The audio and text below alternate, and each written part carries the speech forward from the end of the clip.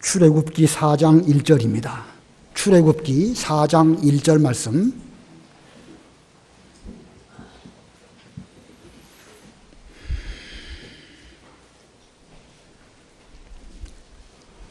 출애굽기 4장 1절 말씀 봉독합니다.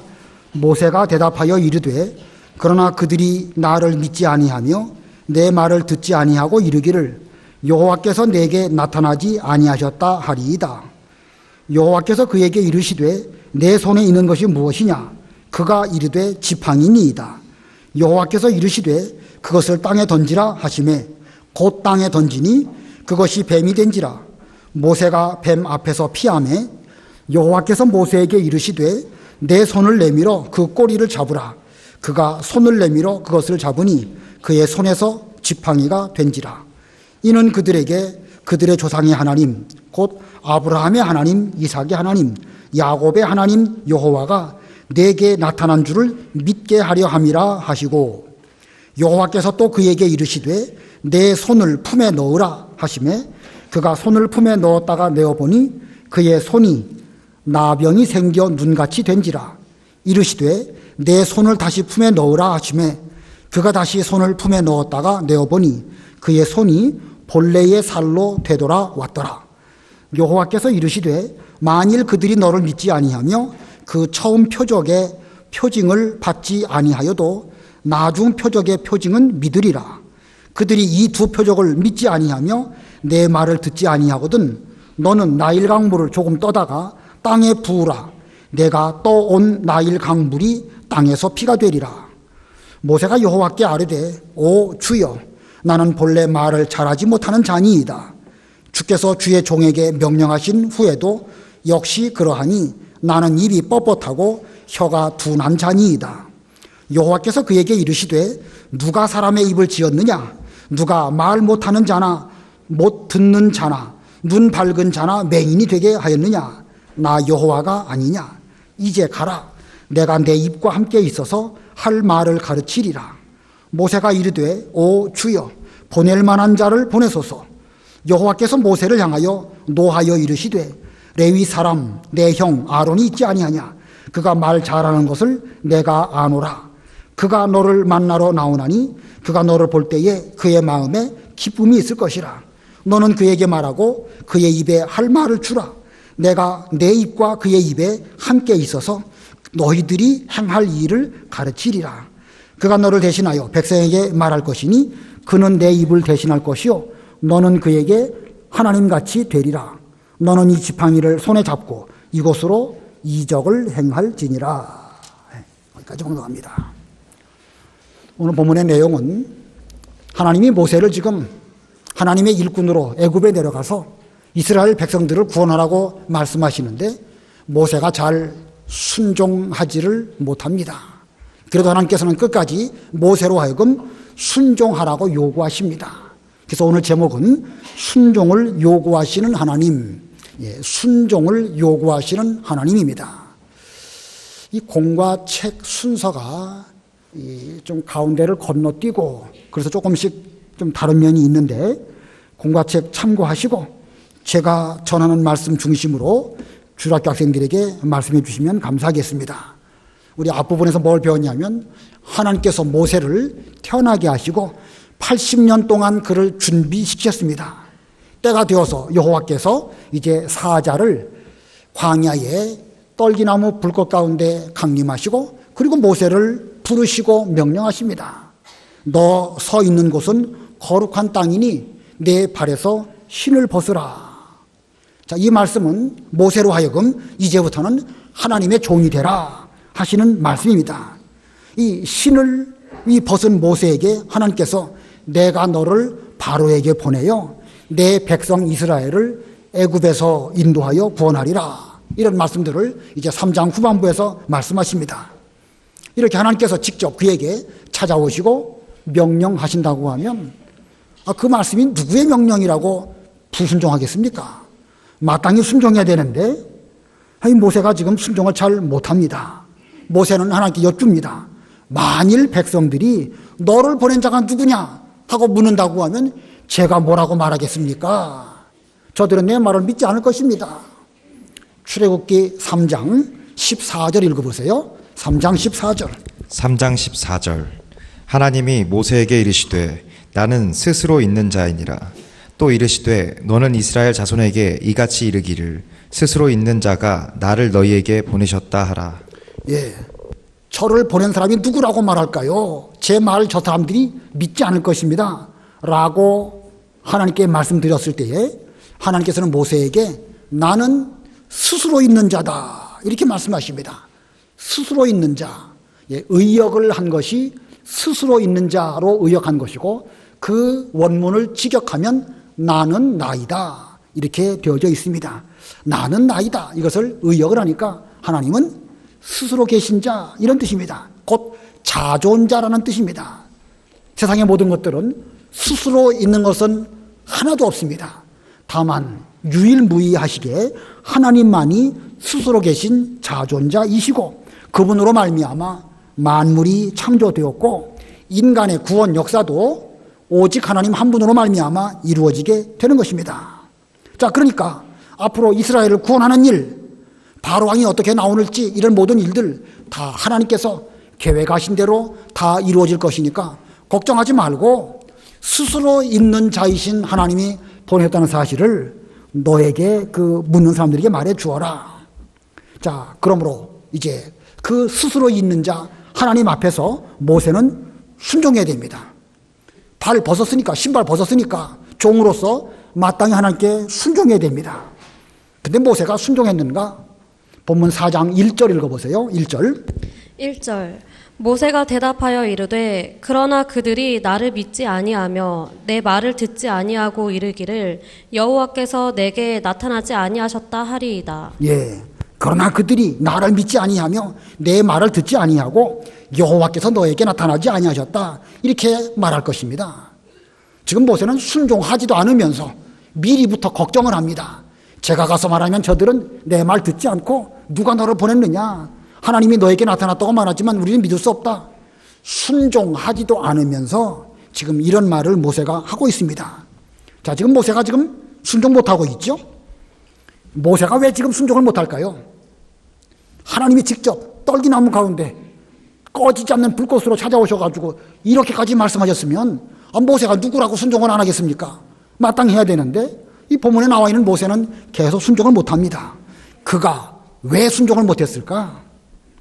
그것은 과거에 자기가 지은 자기 힘으로 하다가 실패한 경험, 과거 자기가 자기 힘으로 이스라엘을 구원하려다가 실패했죠. 그 실패한 경험이 그로 하여금 패배주의에 빠지게 만든 거예요. 처음에는 자기 힘으로 하려고 하다가 실패했고 이제는 실패한 것 때문에 또 순종하지 못하는 것입니다. 처음에는 자기 힘으로 하려고 하다가 실패했고 그리고 그 실패한 것 때문에 지금 마땅히 순종해야 되는데 지금은 또 지금대로 못하고 있는 것입니다. 그러므로 자기 힘으로 하려고 해도 안 되는 것이지만 자기 경험만 가지고 저는 해도 소용없습니다. 저는 못할 것입니다. 저는 반드시 실패할 수밖에 없습니다. 이렇게 하면 그건 역시도 안 되는 것입니다. 순종에 있어서 자기 힘으로 하려고 해도 그건 안 되고 또 자기는 못합니다 라고 말하는 것도 그것도 문제인 것입니다. 자기가 하려는 거 그거 버리는 거 그거 신 벗는 것입니다. 마찬가지로 자기가 못하겠다는 생각 그거 버리는 거 그건 역시도 신을 버리는 거예요. 신을 벗는 것입니다. 일반적으로가 아니라 모든 신은 두 짝이지요. 왼쪽 오른쪽 두 짝입니다. 둘 다 벗어야지 한쪽만 벗고 신 벗었다 말할 수 없죠. 그런 면으로 볼 때에 내 힘으로 하려고 하는 거 그 신 벗어야 됩니다. 자기 바라보고 내 힘으로는 못합니다 라고 말하는 거 그것도 벗어버려야 됩니다.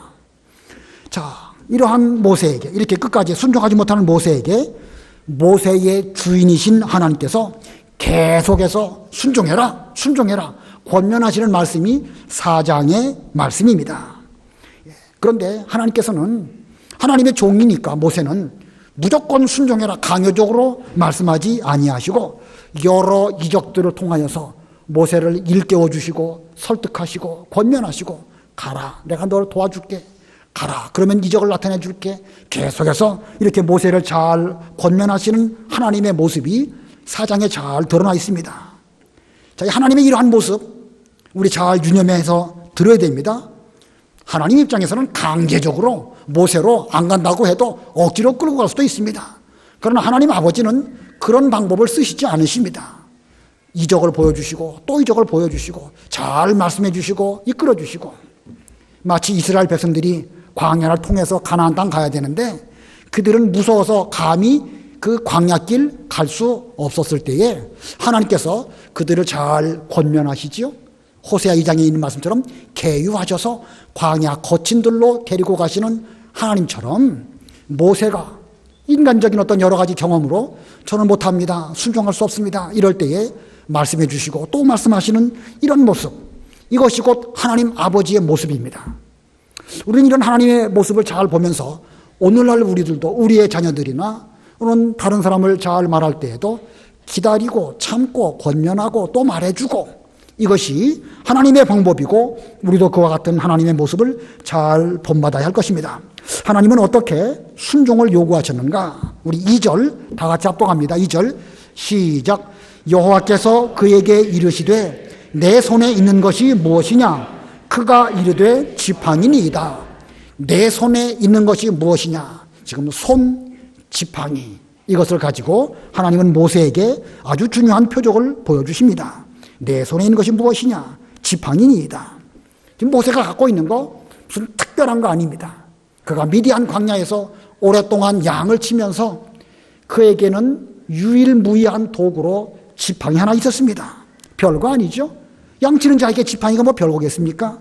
그러나 하나님께서는 현재 모세의 손에 있는 그 지팡이, 모세의 손과 그 지팡이, 이걸 통해 가지고 하나님께서 일하실 것이니까 너는 순종해라, 이렇게 말씀하십니다. 오늘날 우리에게도 순종을 요구하실 때에 무슨 별스러운 것, 특별한 것, 아주 사람이 할 수 없는 하늘에서 무슨 별을 따온다든지 이런 거 말씀하시지 않습니다. 우리에게 익숙한 거, 잘할 수 있는 거. 사사기 3장에 보면 삼갈이라는 사람이 소 모는 막대기로 블레셋 사람 600명을 죽이고 이스라엘을 구원했다. 간단하게 2절인가요? 1절인가요? 있습니다. 그 삼갈, 특별한 사람은 아닌 것 같아요. 소 모는 막대기니까 아마 그 소 모는 일을 오랫동안 잘 해놓은 모양인데 익숙해진 그 막대기 하나를 잘 사용함으로 블레셋 600명을 죽이고 이스라엘을 구원하는 이런 일이 있습니다. 이것은 오늘날 우리 모두에게도 마찬가지입니다. 하나님께서 여러분에게, 저에게 순종을 요구하실 때에 무슨 어려운 거, 할 수 없는 불가능한 거, 이런 거 요구하시지 않습니다. 근데 우리는 그 순종을 잘 못해요. 성경 말씀으로 여러 가지 하나님 말씀들 잘 보여주시면서 일깨워주시면서 순종하십시오. 이게 하나님의 계명입니다. 애굽으로 가는 것처럼 가야 됩니다. 근데 우리는 순종 잘 못합니다. 우리가 보기에 모세가 왜 이렇게 답답하게 순종 못했을까라고 하지만 사실은 이 모세 같은 사람이 바로 우리들입니다. 그러나 우리에게 하나님은 계속해서 순종을 요구하시면서 여러 가지를 보여주시는데, 오늘 보여주신 가운데 첫 번째는요, 지팡이가 뱀이 되는 것입니다. 지팡이가 뱀이 됨. 본문 3절로 5절 읽어보세요. 3절. 여호와께서 이르시되 그것을 땅에 던지라 하시매 곧 땅에 던지니 그것이 뱀이 된지라. 모세가 뱀 앞에서 피하매 여호와께서 모세에게 이르시되 내 손을 내밀어 그 꼬리를 잡으라. 그가 손을 내밀어 그것을 잡으니 그의 손에서 지팡이가 된지라. 이는 그들에게 그들의 조상의 하나님 곧 아브라함의 하나님, 이삭의 하나님, 야곱의 하나님 여호와가 내게 나타난 줄을 믿게 하려 함이라 하시고. 예, 하나님께서 모세의 손에 있는 지팡이, 그거를 이제 땅에 던져라 말씀하셨더니 땅에 던졌더니 그것이 뱀이 되었습니다. 다시 또 명령이 있기를 뱀의 꼬리를 잡아라 해서 그 꼬리를 모세가 잡으니까 그것이 도로 그의 손에서 지팡이가 되었다. 아까도 설명드린 것처럼 모세는 광야에서 양치는 도구로 평소에 늘 지팡이를 가지고 다녔습니다. 지팡이가 양치는 목자에게 있어서 요긴한 도구이기는 하지만 그렇다고 해서 그것이 무슨 특별한 무기는 아닙니다. 그저 늘 손에 들고 다님으로써 익숙한 것입니다. 그런데 하나님께서는 손에 있는 지팡이를 땅에 던지라고 명령하셨더니 그 명령대로 순종하니까 땅에 던져지는 그 순간 그 지팡이가 뱀이 되었습니다. 모세는 그 뱀 앞에서 피할 수밖에 없었습니다. 자, 여기서 중요한 교훈을 우리에게 주고 있습니다. 지팡이가 뱀이 됐다. 또 뱀의 꼬리를 잡으니까 다시 지팡이 됐다. 여기서 우리는 두 가지 진리를 발견하게 되는데, 그 중에 첫 번째는요, 불순종하면 지팡이가 뱀처럼 된다는 것입니다. 불순종하면 지팡이가 뱀처럼 된다. 아무리 요긴한 지팡이라 할지라도, 아무리 요긴한 그 사람이라 할지라도 불순종해서 하나님께 버림당하게 되면 그런 뱀처럼 되어서 해를 끼칠 수밖에 없다. 자, 사람이 아주 똑똑하고 학식이 많다 할지라도 하나님 명령에 불순종하게 돼서 하나님 손에서 떠나가 버린다. 그런 뱀처럼 마귀의 종이 되고 사람을 해치고 하나님의 구원운동의 장애물이 되는 이런 사람이 될 것입니다. 성경에 그런 경우는 많아요. 사울왕 같은 경우, 처음에는 얼마나 그는 겸손하고 순종했습니까? 성실한 사람이었습니다. 아비 잃어버린 나귀를 찾으려고 여기저기 오랫동안 다녔던 그런 사람입니다. 그러나 그가 교만해서 하나님 명령 순종하지 않았습니다. 순종하는 척만 했지 순종 안 했습니다. 그때부터 그의 마음속에 마귀가 주장하게 되었고, 그는 다윗을 죽이려고 했고, 또 사무엘 선지자를 대적했고, 그리고 그의 결말은 아주 비참하게 되었습니다. 불순종하면 지팡이가 뱀처럼 되는 일은 이렇게 이 사울 왕이 우리들에게 보여주고 있습니다. 자, 그 무서운 뱀 앞에 모세는 피할 수밖에 없었는데, 이제 하나님 명령이 손을 내밀어서 그 뱀의 꼬리를 잡으라는 것입니다. 우리가 뱀 잡을 때 머리를 잡아야 될까요? 꼬리 잡아야 될까요? 뭐 뱀 잡아보신 분은 별로 없으시지요? 저도 뭐 한 번도 잡아본 적이 없지만 원리적으로 볼 때에 뱀을 잡으려고 하면 꼬리를 잡아야 되겠습니까? 머리를 잡아야 되겠습니까? 머리를 잡아야 되겠죠? 그것도 전면으로 잡는 것이 아니라 뒤통수로 잡아야 뱀이 그 독 있는 이빨로 물지 못하게 되겠죠? 그런데 하나님께서는 그 뱀의 꼬리를 잡으라고 이렇게 말씀하셨습니다. 얼마나 위험합니까? 하지만 모세가 그 위험한 그 명령대로 순종해서 그 꼬리를 잡으니까 그 뱀이 모세의 손에서 다시 지팡이가 되었습니다. 자, 이건 뭘 교훈할까요? 뭘 교훈할까? 참, 이 순종한다는 일은 위험한 일입니다. 그러나 위험해도 순종하면 뱀도 지팡이처럼 요긴하게 쓰인다는 말씀입니다. 순종하면 위험한 뱀, 피할 수밖에 없는 뱀도 요긴한 지팡이처럼 된다는 것을 보여줍니다. 지금 이 뱀, 여러 가지 상징을 가지고 있겠지만 이 본문의 이 뱀은요, 상징적으로 그 애굽의 왕 바로를 비유하는 말씀입니다.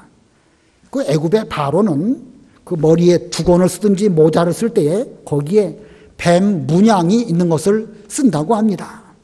클레오파트라가 뭐에 물려서 죽었죠? 뱀에 물려 죽었죠? 그 뱀을 왜 궁중에서 길렀는지 아무튼 뭐 자세하게 모르지만 하여튼 이 애굽 나라는 이 뱀을 신성시했고 바로 왕 그러면 마치 뱀 같은 존재로 여겨서 모자나 두건에 뱀 문양을 썼답니다. 모세 입장에서는 그 바로 왕 앞에 피할 수밖에 없습니다. 하지만 그때 하나님의 명령은 그 뱀의 꼬리를 잡으라는 거예요. 어찌 보면 그것은 무모하고 위험한 것처럼 보입니다. 바로에게 가서 하나님 말씀을 전한다든지 이스라엘 백성들을 출애 애굽하게 해라 하는 말은 목숨 걸고 하지 않으면 순종할 수 없는 그런 명령입니다. 그러나 그때에 모세가 순종해서 나아가면 바로 왕 같은 그런 사람이라 할지라도 하나님의 일에 요긴하게 쓰임받는다는 것이지요. 물론 그렇다고 해서 바로 왕이 무슨 뭐 좋은 뜻으로 하나님의 일에 쓰임받는 것은 아니에요. 그러나 그 바로 왕이 계속 강팍한 마음을 품었기 때문에 10가지 하나님의 재앙의 능력을 잘 보여주는, 그래서 이스라엘 백성들이 출애굽하게 되는 그런 길이 열려지게 된 것입니다. 자, 순종하는 일 위험합니다. 잘 그러나 순종하기만 하면 위험한 뱀도 요긴한 지팡이가 될 수 있다. 지금 모세 입장에서는 그의 파트너는 바로 왕입니다. 모세도 한때는 그 애굽의 왕자였었죠. 지금 모세와 바로 왕 차이가 뭡니까? 하나님께 순종하느냐 불순종하느냐 그 차이입니다. 인간적으로 볼 때에 모세라고 해서 더 나을 것도 없고 바로 왕이라고 해서 또 뭐 더 무슨 문제가 있거나 그런 거 아닙니다. 순종해서 하나님의 손에 붙들리면 된다고 하면 모세도 지팡이처럼 요긴하게 쓰입니다. 그러나 끝까지 불순종하고 하나님 명령 거스르고 못하겠습니다. 이스라엘 백성을 못 보냅니다. 그러면 그 바로 왕은 뱀처럼 하나님의 일을 거스르는 이런 사람이 될 수밖에 없는 것입니다. 이와 같이 순종하느냐 불순종하느냐 거기에 따라서 모세는 순종함으로 하나님의 종이 되었고 바로는 끝까지 불순종함으로 결국은 악한 뱀과 같은 그런 사람이 된 것입니다. 그러므로 지팡이의 능력이 있는 것이 아니고 모세나 바로가 위대한 것도 아닙니다. 순종하느냐 순종하지 않느냐 거기에 따라 달린 거예요. 순종하면 모세같이 요긴한 하나님의 지팡이가 되는 것이고 불순종하면 바로처럼 해로운 뱀 되는 것입니다. 해로운 뱀, 하나님께 버림당하고 또 바로왕이나 타론 유다처럼 되는 것입니다. 자, 이 순종하면 지팡이처럼 요긴하게 되고 불순종하면 뱀처럼 버림당해서 바로왕처럼 되고 가론 유다처럼 된다. 대단히 중요한 말씀이지요. 우리는 하나님 앞에서 하나님이 스스로 계신 자일진데 우리가 그분 앞에서 발에 신을 벗은 이상 절대 순종해야 됩니다. 예수 믿고 하나님의 사람이 된 이상 모든 명령에 대해서 무조건 순종이지 무슨 불순종하고 거슬르고 그럴 수 없습니다. 자, 두 번째 대지로 또 하나님이 어떤 이적을 보여주는가? 손에 나병이 바라는 이적을 보여줬습니다. 손에 나병이 바랬다. 6절 7절 읽어보세요. 6절 여호와께서 또 그에게 이르시되 내 손을 품에 넣으라 하시매 그가 손을 품에 넣었다가 내어보니 그의 손에 나병이 생겨 눈같이 된지라. 이르시되 내 손을 다시 품에 넣으라 하시매 그가 다시 손을 품에 넣었다가 내어보니 그의 손이 본래의 살로 되돌아왔더라. 예, 손을 품에 넣어라. 두 번 명령하십니다. 처음 손을 품에 넣었더니 그 손에서 나병이 발하게 되었고 또 손을 품에 넣어라. 두 번째 명령하시니까 두 번째 명령에 순종할 때에 그 손의 모습이 본래의 살로 되돌아갔습니다. 여기서 말하는 손, 우리들의 행동, 순종의 도구, 바로 손입니다. 나병은 뭘 상징하겠습니까? 당연히 죄를 상징하지요. 문둥병이라고 하지 말고 나병이라고 하라고 하더라고요. 더군다나 이 공적으로 문둥병 그러면은 명예훼손으로 소송될 수도 있답니다. 아무튼 나병이라는 표현, 요즘에는 또 한센병이라고 하는데 아무튼 이 나병, 이 죄를 상징합니다. 자, 모세가 처음 손을 넣었더니 그의 손에서 나병이 발하였다. 여기도 한 가지 귀중한 진리가 있습니다. 우리가 하나님 말씀을 순종하려고 하면 처음에는 자기의 죄가, 자기의 부족한 것이 드러날 수밖에 없다는 사실을 보여주는 것입니다. 순종하려고 하면 처음에는 자기의 과거의 죄, 생각이 날 수밖에 없고 드러날 수밖에 없습니다. 과거의 모세는 자기 힘으로 좋은 뜻을 가지고 이스라엘 백성들을 구원하려고 했지만 결국은 그것이 사람을 죽이게 되었고 도망하는 그런 사람이 되었습니다. 모세는 그거 잊어버리기 위해서 미디안 광야에서 40년을 기다렸습니다. 나는 과거에 사람 죽인 사람이다. 나는 도망자이다. 그 점 잊어버리기 위해서 미디안 광야에서 40년씩이나 양치는 일을 했는데 지금 하나님 앞에서 이 다시 또 애굽으로 가라라고 하시는 말씀, 그 말씀에 순종해서 애굽으로 가려고 하니까 40년 전의 일이 생각이 나는 것입니다. 자, 그러니 모세 생각 속에서 자기의 부끄러운 과거가 생각날 수밖에 없고 그 죄가 자기의 마음속을 이렇게 붙잡을 수밖에 없는 것입니다. 그런데 그때 다시 두 번째 말씀하십니다. 다시 손을 품에 넣어라. 다시 순종하니까 본래의 살과 같이 되었습니다. 자, 이건 무슨 뜻이죠? 처음에 손을 품에 넣었더니 그 손에 나병이 발했다. 순종하려고 하면 처음에는 자기의 죄가 생각나고 드러난다. 이게 첫 번째 진리라고 하면 두 번째 또 넣으라 하니까 다시 넣었다가 빼니까 여전히 처음과 같게 되었습니다. 이것은 무슨 뜻이냐면 전에는 부족하고 전에는 실패해서도 하나님의 명령대로 순종하려고 노력하고 또 순종하고 계속 순종한다고 하면 우리 하나님께서는 그렇게 불순종했던 사람을 통해서 하나님의 일을 하신다는 것입니다. 좀 부족해도 과거에 문제가 있어도 순종하고자 할 때에 하나님은 그를 통해서 하나님의 일을 하십니다. 그러므로 두 번째 진리는요, 죄인이라도 순종하면 하나님께 은혜를 입는다. 예, 죄인이라도 순종하면 하나님께 은혜를 입는다. 만일 모세가 이 시점에서 자기의 과거의 죄만 생각이 나서 하나님, 저는 과거의 죄인입니다. 전 순종 못합니다. 저 같은 사람이 무슨 일을 하겠습니까? 계속 순종하지 못했다고 하면 그는 영원한 살인자, 영원한 도망자로 남을 수밖에 없습니다. 그러나 지금 하나님 명령이 그에게 임했을 때에 그가 순종한다고 하면 모세는 과거의 실패를 딛고 일어서서 위대한 승리자, 위대한 성공자가 되는 것입니다. 그러므로 옛날 생각에만 사로잡혀서 그냥 못합니다, 안 합니다, 저는 안 됩니다, 이러지 말고 순종해야 됩니다. 순종하려고 노력하면 하나님은 그런 사람을 통해서 일하시는 것입니다. 우리 가운데 과거에 죄인 아닌 사람 어디 있습니까? 또 지금도 그렇지요. 우리 눈으로 우리를 보기에도 너무나 형편없는 자들이 바로 우리들입니다. 그러나 과거에 지은 죄 때문에 지금 순종하지 못하는 자 되어서는 안 됩니다. 만약에 우리가 옛날 생각 때문에 계속 순종하지 못한다고 하면 과거의 죄라고 하는 철창에 갇혀가지고 내내 그 안에서 종으로 살아가는 꼴과 다를 바가 없습니다. 과거의 허물과 과거의 그 실수, 그걸 넘어서 순종하고 또 순종하는 그런 우리가 되어야 됩니다. 하나님께서는 그런 사람을 들어서 하나님의 일로 사용하시고 또 그 순종하는 것으로 인하여 그로 하여금 위대한 모세, 여호와의 종, 이런 사람이 되게 하십니다. 자, 지금 우리가 두 가지를 말씀드렸죠. 지팡이가 뱀이 되고 손에 나병이 바라고, 이 두 가지 주력 학생들에게 이 두 가지만 잘 가르쳐도 충분합니다. 두 가지만 잘 가르쳐도 충분하고, 이 시간에 남은 시간에는 또 세 번째 하겠습니다. 세 번째, 하나님께서 모세를 순종하게 하심. 세 번째 대지입니다. 하나님께서 모세를 순종하게 하심. 하나님께서 모세에게 순종하게 하심. 아까 그 모세와 바로가 서로 대립되는 그런 개념이라고 그랬죠. 이 바로라고 하는 인물은 본래 불순종하기로 예정된 그런 사람입니다. 이 바로는 결국은 망하는 길로 걸어갈 수밖에 없는 그런 불순종의 그릇입니다. 그러나 거기에 비해서 모세는 반드시 순종해야 될 그런 하나님의 종입니다. 자, 모세는 하나님께서 처음부터 택정하시기를 반드시 순종해서 이스라엘 백성들을 반드시 출애굽하게 해야 할 그런 사명을 갖고 세상에 태어난 사람입니다.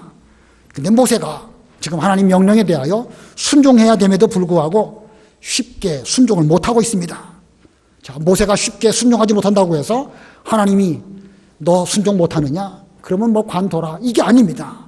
하나님도 절대로 포기하지 아니하시고 모세로 하여금 반드시 순종하도록 그렇게 만드십니다. 기어코 모세를 순종하게 하시도록 권하시는 말씀이 본문의 핵심 내용입니다.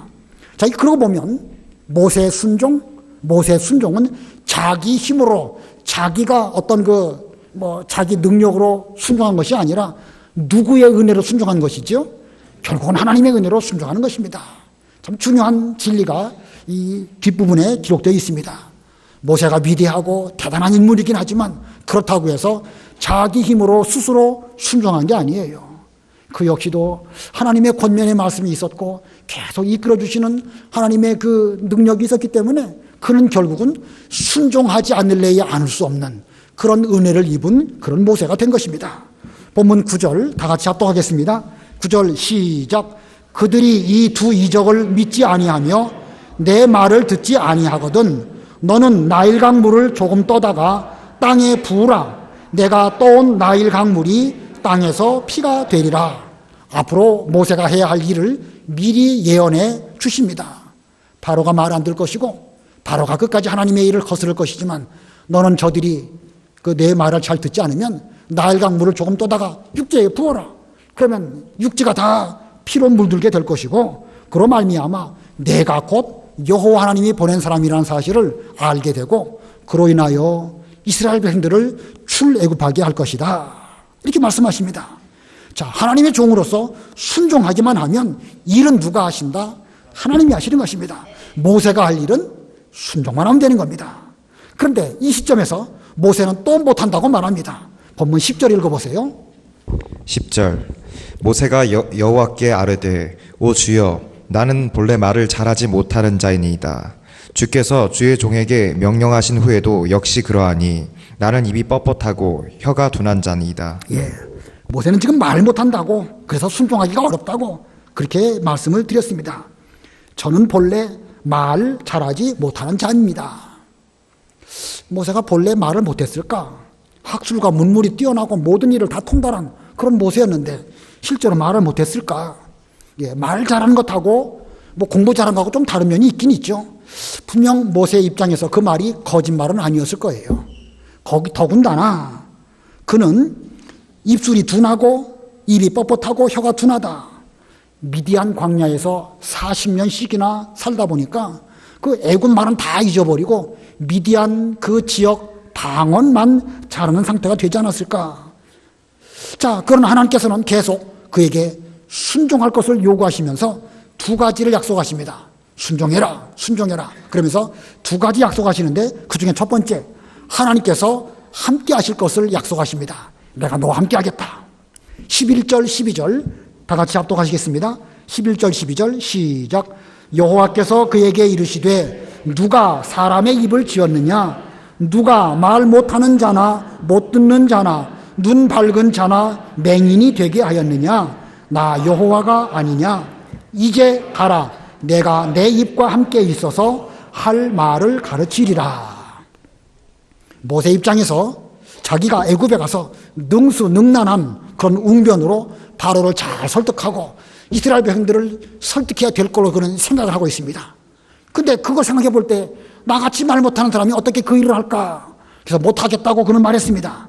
그런데 자기가 자기를 아무리 돌아보아도 쉽지 않을 것으로 생각이 되는 이런 모세인데, 아마 모세가 이렇게 생각한 이유는요, 그 바로 왕의 성품을 잘 알고 있기 때문에 그런 말을 했을지 모르겠고, 또 실제로 자기가 과거에 애굽에 있을 때에 어떤 사람을 쳐 죽인 일이 있었고 그 다음날 히브리 사람끼리 싸웠을 때 왜 너희들이 서로 싸우느냐 그렇게 말하니까 그들이 그 모세에게 대해서 거슬려 말했죠. 누가 너를 우리 가운데 재판관으로 삼았느냐? 네가 뭔데 감히 나서가지고 이러쿵저러쿵 말하느냐? 그럴 때 모세는 할 말을 제대로 못했습니다. 또 그와 같은 일을 만나면 어떡할까? 나 잘 말 못하는데.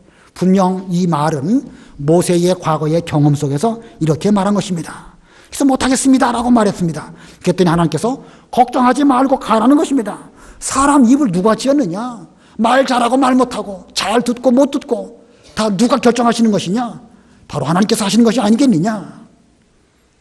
실제로 하나님의 일을 할 때 자기 말 잘하는 거 그거 가지고 하나님의 일을 하려고 하는 사람은 실패할 수밖에 없습니다. 오히려 저 자신은 혀가 둔하고 입이 뻣뻣합니다. 말 잘 못합니다. 그렇게 생각하는 사람이 두렵고 떨리는 마음으로 하나님 의지하고 한마디 할 때마다 조심해서 말하고 그런 사람의 말이 오히려 능력이 있고 오히려 다른 사람에게 감동을 주고 은혜를 끼치는 경우 아주 많습니다. 아주 많습니다. 설교 잘하는 사람 말 들으면 은혜 받을 것처럼 보이는데 설교 잘한다고 되는 게 아니에요. 기도 잘하는 사람 그 기도 들으면 모두가 은혜 받을 것처럼 보이는데 또 그것만도 아닙니다. 얼마나 하나님을 의지하고 성령의 감동을 따라서 조심스럽게 순종하느냐 순종하지 못하느냐 그거에 의해서 다른 사람이 감동을 받기도 하고 은혜를 받기도 하고 혹은 배척을 당하기도 하고 그런 것입니다. 우리는 말 잘하는 거 가지고 한몫 보려고 하지 않아야 됩니다. 마태복음 10장에 보면 예수님께서도 12제자를 전도 파송을 하시면서 너희들이 앞으로 임금들이나 총독 앞에 끌려가게 될 터인데 그때 내가 무슨 말을 할까? 그거 미리 걱정하지 말아라. 너희로 하여금 말하게 하시는 분은 누구시라? 성령이시라.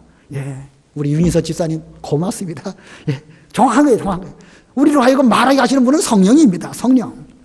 예수님의 제자들이요, 예수님 십자가 부활 이제 다 지나가고 공회 앞에 끌려가게 되었습니다. 그 사도행전 4장에 나오죠. 끌려갔는데 그들이 얼마나 말을 잘하는지 그 공회원들이 70명이 쭉 둘러앉아가지고 가운데 세워놓고 신문하는데 조금도 기죽지 않습니다. 왜냐하면 그들로 하여금 말하게 하시는 분은 성령이시기 때문에 그 공회원들이 아무도 베드로가 하는 말에 대해서 항거할 수가 없었습니다.